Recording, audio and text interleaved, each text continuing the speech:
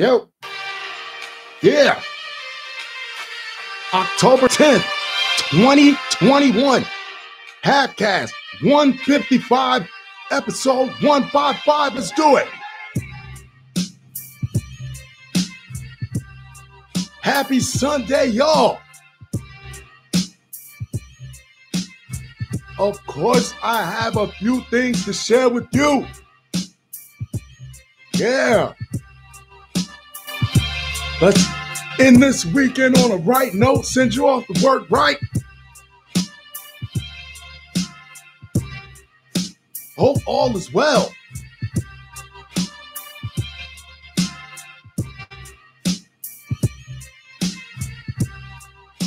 Let's have at it.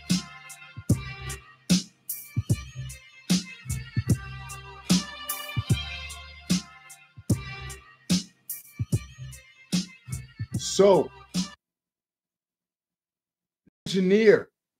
Navy engineer sought cryptocurrency payments to share nuclear submarine secrets, FBI, and this is what you call, there is a difference between what you would call espionage or sharing secrets and or whistleblowing. Whistleblowing is when you see something that is unethical or illegal that possibly might hurt the people around you or you personally. But this is espionage. This is the selling of secrets and possibly compromising the security of your country, which I tell you this all the time, that those people who rushed the Capitol in January, they were being lenient with those people because the right person could have easily put them up for treason. And this is a form of treason right here. And a nuclear engineer with the U.S. Navy stands accused of trying to sell secrets about the country's nuclear submarines to a foreign nation. Who was it? They point to a foreign nation in exchange for cryptocurrency payments. Now, you know, this is like, you might not like the country and certain things that the country does, but this is one thing you don't do. You keep the fighting in-house. You don't let somebody come in from the outside. And the complaint alleged that Toby has passed and continues to pass restricted data as defined by the Atomic Energy Act to a foreign government with the writing assistance of his spouse, according to his wife. Help them. Is that something that you do? You and your wife decide to sell secrets as a couple, according to court documents that were unsealed on Sunday. Back when we were having like Cold War, back during the Cold War, and people who really in this country who believed that this that communism was the way, and they were over here and they decided to sell secrets and all that stuff like that. When they catch these people end up doing like 30, 40, 50 years. Some of them get put to death. Like, yeah, this is not a slap on the wrist type of offense. This is not an offense where you get like paroled or anything. The FBI became aware of the scheme in December when it received a package to a foreign nation. The Post reported it contained several documents pertaining to U.S. naval operations, a letter, and an explanation of how to encrypt further communications. Please forward this letter to your military intelligence agency. The letter read, I believe this information will be of great value to your nation. This is not a hoax. This is for real. For real, really? Toby was caught after FBI agents posed as representatives of a foreign government. I got you. And to say what you want, say what you want. This is one thing about this country, and when you're dealing with national security, is that we fight off attacks every day. Every day we fight off attacks from like cyber threats, from all types of attacks and compromises. We fight them off. You only hear about the ones that actually get through. Yeah, so we are, believe it or not, we are pretty good on our email conversations included in the court documents showed that the engineer was extremely cautious, not cautious enough, and refused early on to the meet with the agents in person, stating that he was risking his life to make the offer. The emails also show that Toby was allegedly requesting $100,000 in cryptocurrency. That's what Is that really, you sold your country out for $100,000 according to the Post? Where are you going to live after that? That's what you tell. Yeah, you sold us out. Now where you going to live?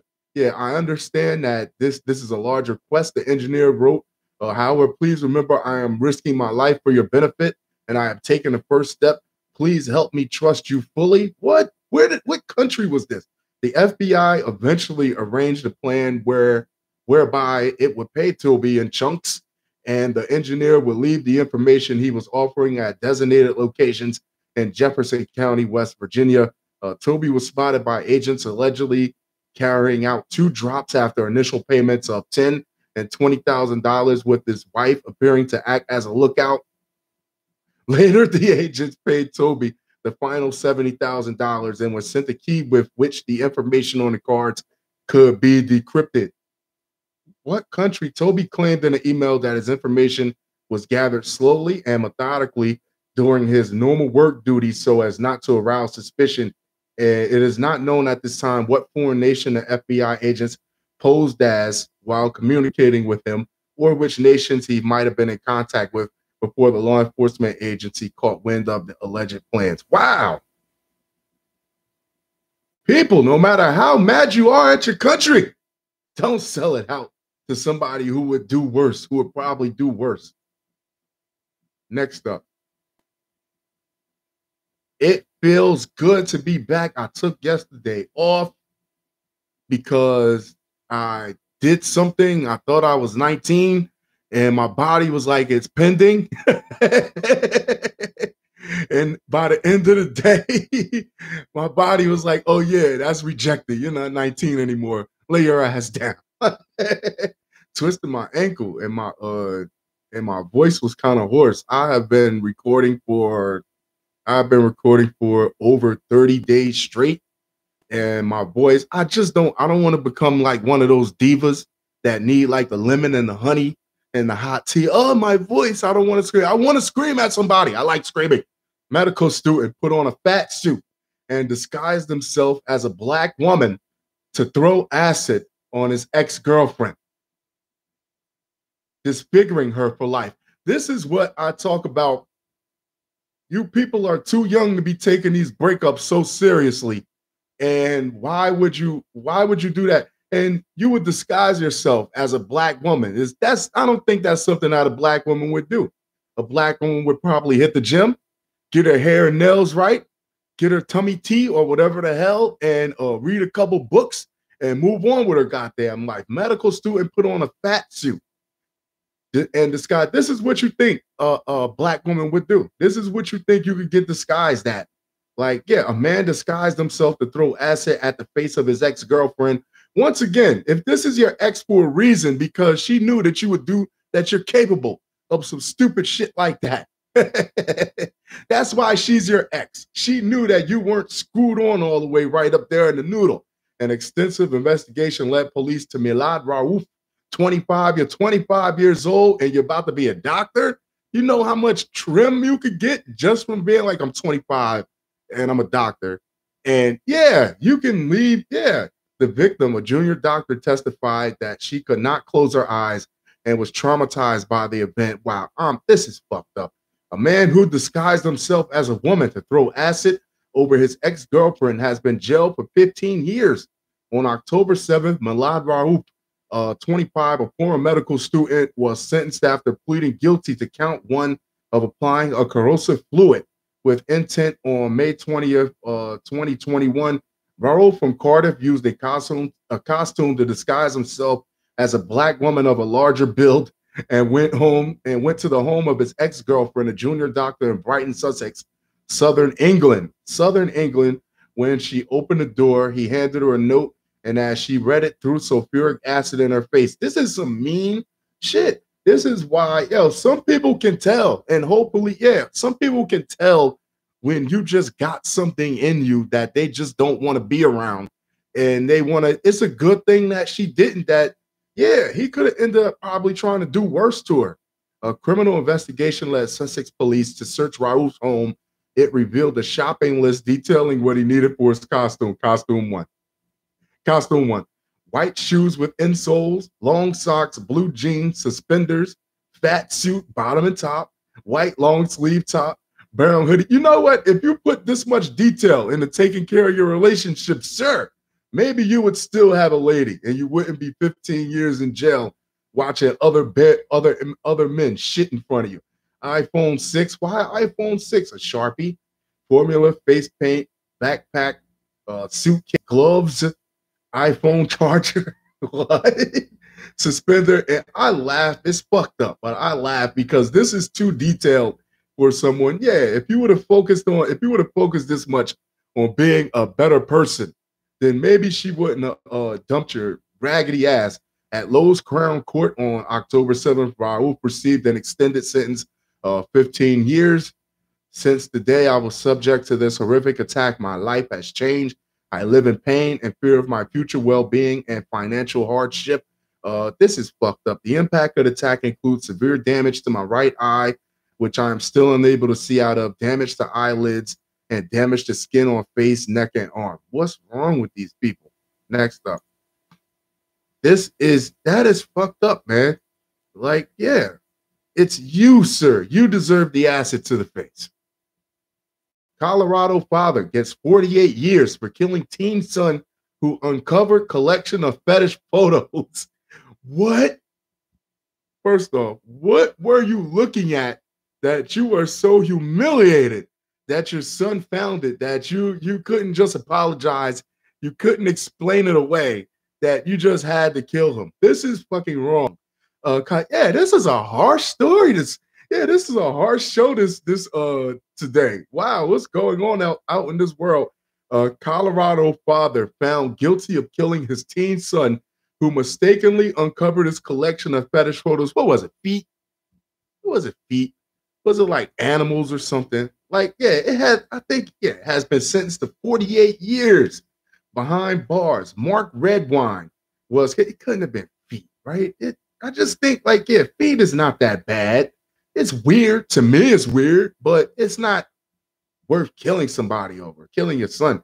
I learned it from watching you, Dad. Mark Redwine was convicted in July of second-degree murder and child abuse, resulting in the death of his 13-year-old son, Dylan, who was last seen alive the night of November 18th, 2012.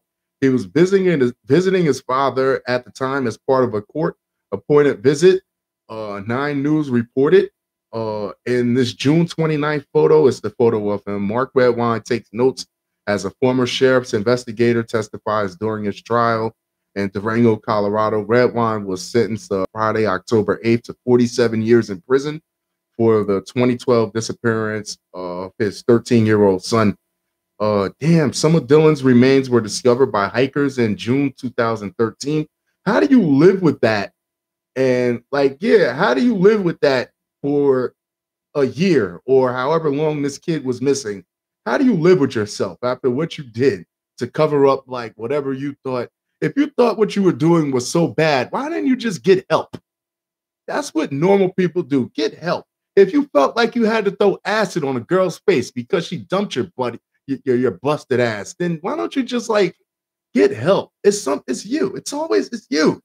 His skull was not found until more than 2 years later in November 2015, about 1.5 miles away from the first location.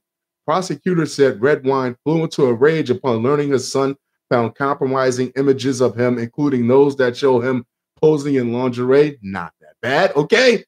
We're at lingerie, right? It's weird, but it's not the first. It's been done before. All right. And one of our presidents was supposedly a cross-dresser. So we can, it's weird. It's tough at first to digest, but okay. And a diaper. Okay.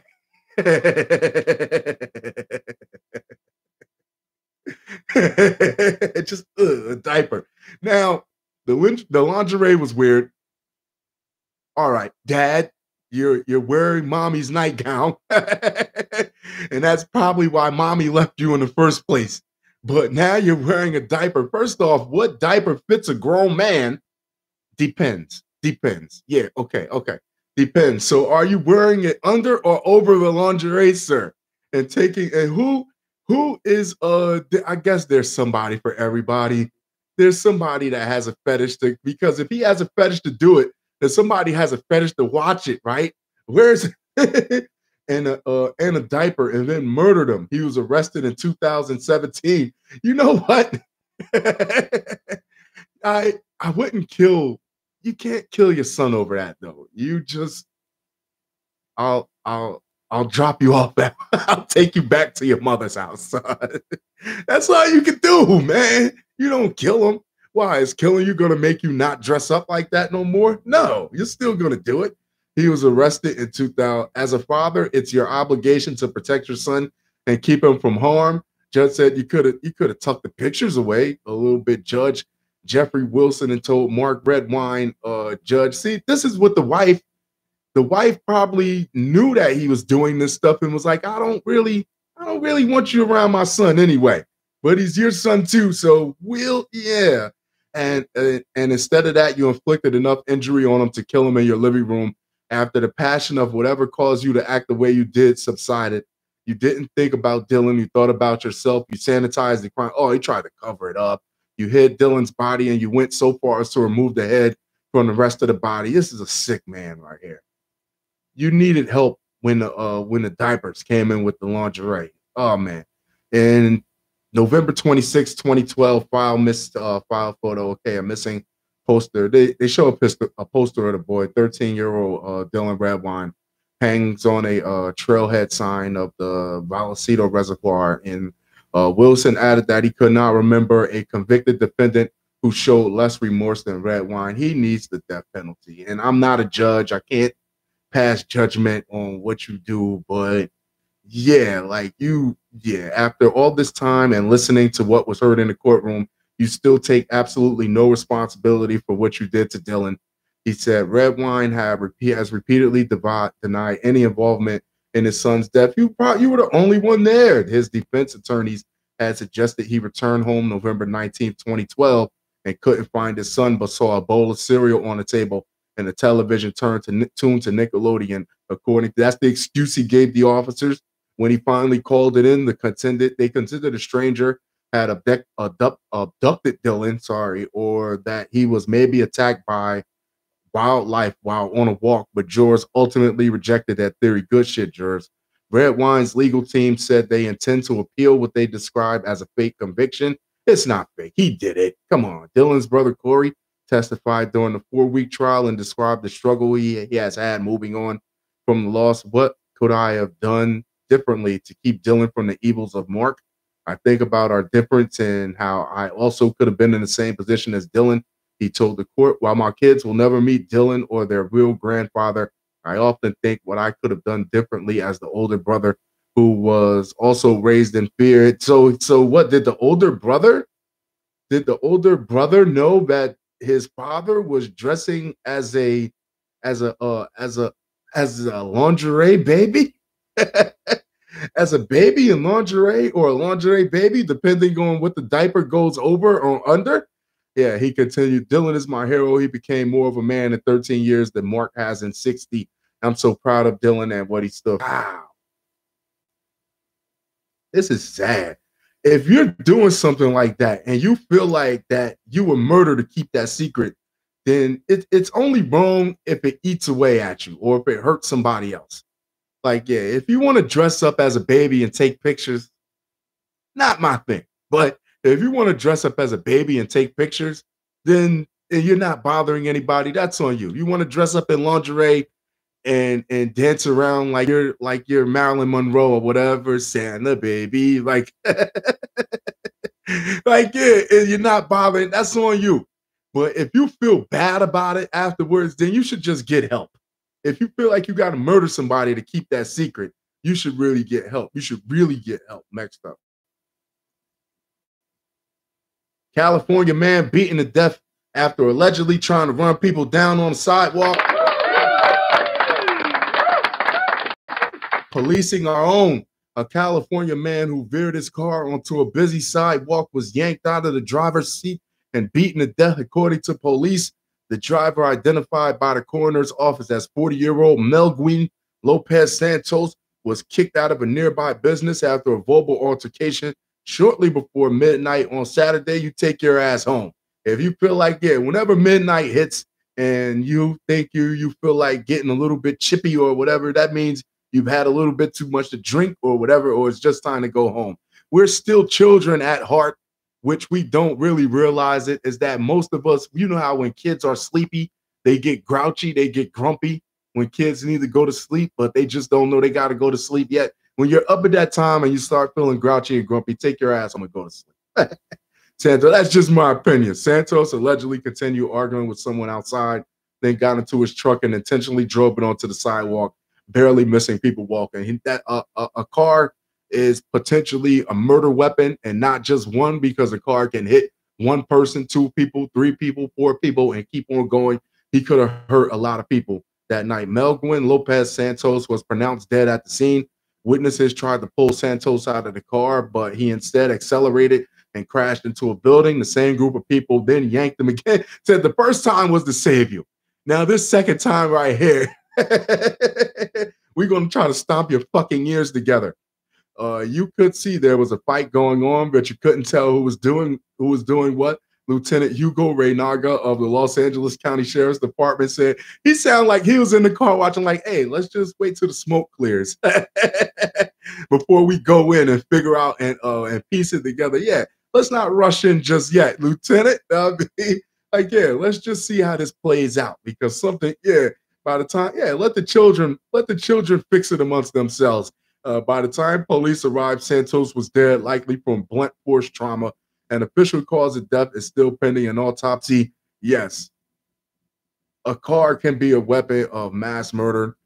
And the fact that nobody actually got hurt other than the person who was like trying to hurt everybody else, then people actually made it home that night because of not waiting for the police, but because of acting, because he probably would have kept reverse. He probably would have kept gunning it until either he fucked himself up or until the car couldn't drive no more. And Amazon, hold up, man. I want to take this time out because I didn't put this to talk about, but this is one thing. This is one thing that doesn't make sense to me, because I was reading that okay, here's just a question.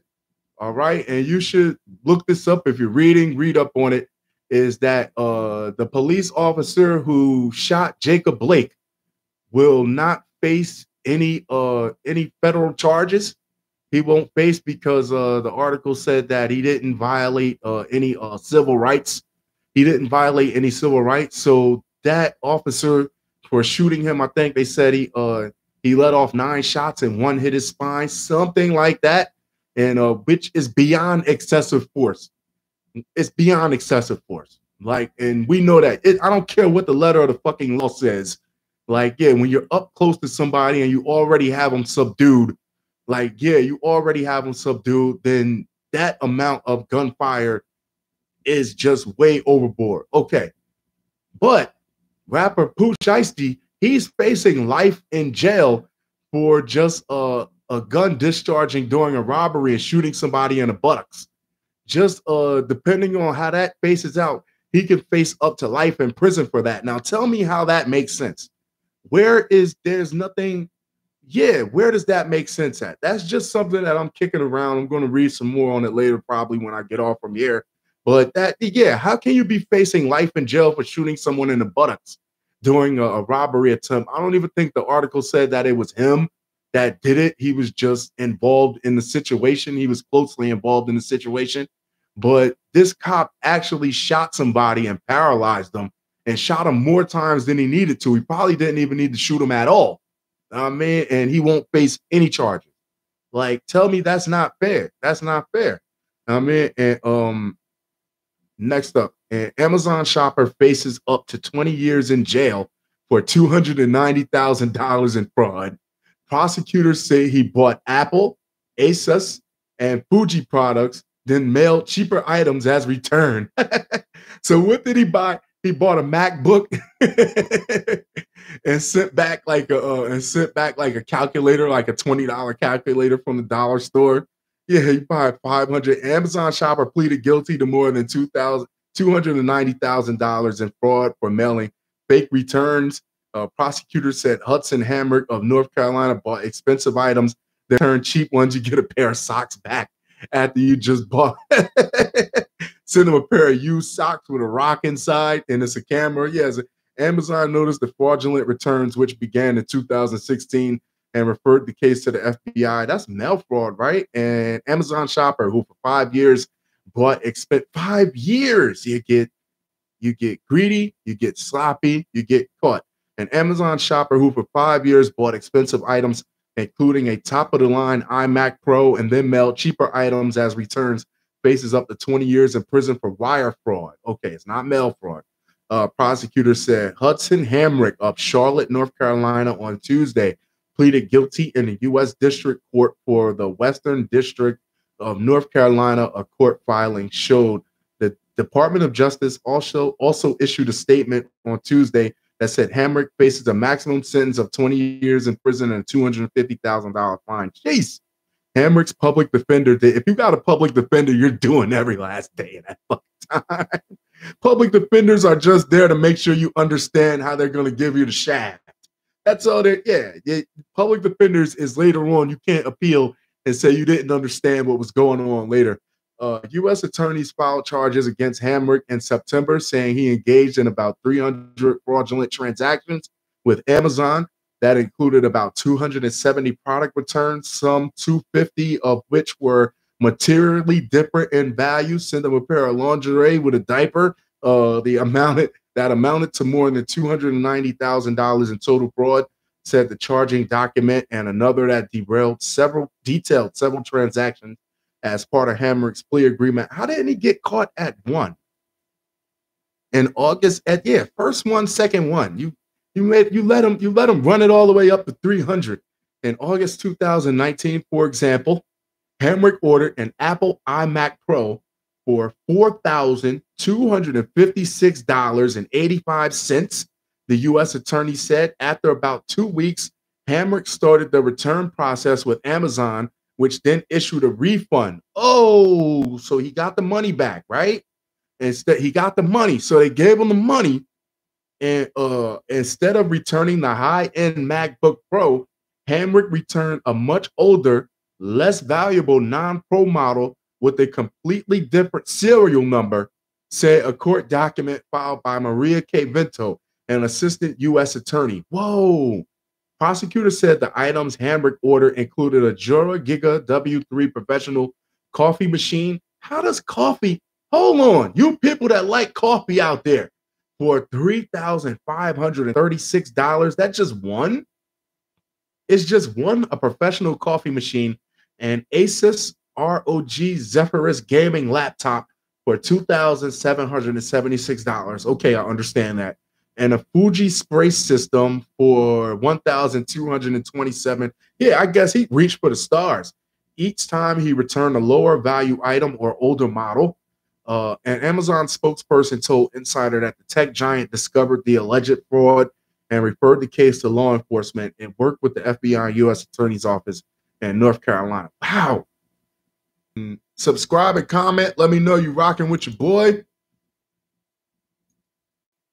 How are we doing on time here? 29 minutes. Right in tight, baby. California woman who received $4.9 million after police killed their son, arrested for buying guns for other son. Gang, this is what we are trying to avoid. You take a step. It's so hard when we lose our children to police violence in these neighborhoods, which are already known for criminal activity, because it's easy for the police, to put up a very strong fight that the kid may or may have been affiliated with a gang, or that gives them probable cause for them to pull over a child, a kid, and just ask some questions and stuff when they believe that a kid is already affiliated with a gang, and then something happens and it justifies the police in shooting or detaining a child. It's hard to fight those type of cases. So when we win those cases, we want to keep that momentum going. So for the next innocent child that gets shot that we have a precedent set that the child was just on his way home. He wasn't bothering nobody and he wasn't involved. Now this lady just sets us back. Now, I mean, come on, lady. You make sure your kids' friends got Sunny D in the fridge. You put out cookies. Now, I mean, you might, you don't get them guns. A Fresno, California area woman who received this is what happens when you're your kids' friends. Like, yeah, you're the parent first. You're not their fucking friends. Fresno, you're damn sure not the homie. Fresno, California area woman who received a nearly $5 million settlement after the police killed her son has been arrested for using some of that money to buy guns for another son and gang members. Christina Lopez, 42, was one of 14 people charged in the takedown of a Fresno area gang that was allegedly involved in the shooting death of a man in July. Police say the murder was a hit ordered on behalf of the gang by a 47-year-old murder convict serving a life sentence. Come on. And April Lopez's family that makes you like, you can be an accessory to murder for that, right? And April Lopez's family was awarded $4.9 million from the city of Fresno, which I'm pretty sure that city was pissed that they had to give that money up in a case that they probably think they probably didn't want to give that money up. It was just like, well, you killed the kid. Doesn't matter if the kid was in a gang, you killed him or not. Yeah. From the city of Fresno as a result of a police shooting that killed her 16-year-old son, Isaiah Murrieta Golding, after he fled from law enforcement. Investigators say Lopez purchased guns for a 14-year-old son who was part of the gang, and the son then shared or sold the guns to other members of the gang. Lopez faces 22 felony counts of conspiracy to provide firearms to a minor for the benefit of a street gang, as well as child endangerment and conspiracy to provide a firearm to a gang member, which now holds up in court. Now, when this happens again, when a police officer kills a child, it opens up the door for them to use this as a precedent it just opens it up for them to use this. Like, the kid was in a gang. So, yeah, wow. That is a lot. That being said, I'm going to wrap this up. Thanks for hanging out with me for this time. I appreciate you guys. It feels good to be back. Was under the weather a little bit. Don't forget to turn on your notifications so you can catch this ride next time. I'll holler at you guys very, very soon. Adios.